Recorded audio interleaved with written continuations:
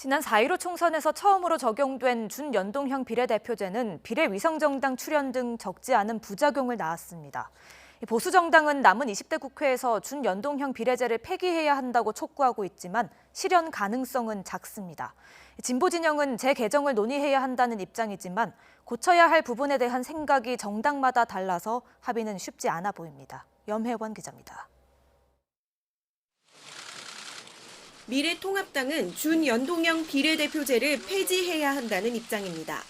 이번에는 미래한국당을 만들어서 19석의 실익을 챙겼지만 다음 총선에서 비례정당을 만들 수 없게 되면 의석수가 줄어들 공산이 크기 때문입니다. 때문에 당장 2주밖에 남지 않은 20대 국회 안에 없애야 한다며 폐지론에 불을 붙이고 나섰습니다. 여야 합의 없이 4+1이 일방적으로 통과시켰던 준연동형 비례대표제의 폐해를 확인한 만큼 20대 국회 회기 내에 폐지시켜야 한다는 데 인식을 같이 하고.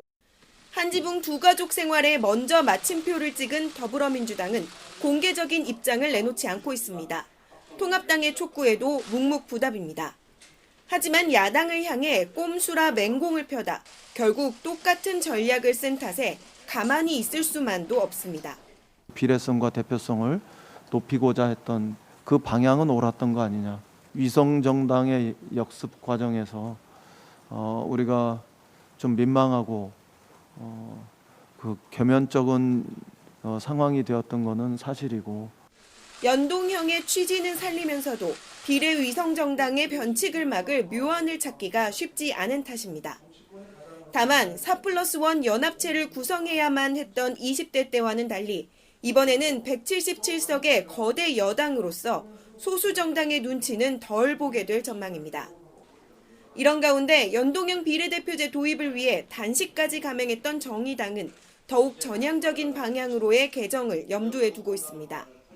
거대 양당의 들살에 더 씌워진 의석수 제한 등의 규정을 없애고 석패율제 도입도 필요하다는 입장입니다.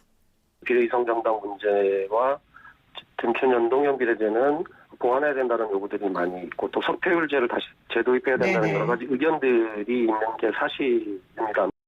준연동형 비례대표제는 취지와 다르게 거대 양당 체제를 더욱 공고히 하며 사실상 실패로 끝났습니다. 선거법을 원점으로 되돌릴지 더 나은 게임의 룰을 만들지 여야의 치열한 수싸움은 21대 국회에서 재연될 수밖에 없습니다. YTN 염혜원입니다.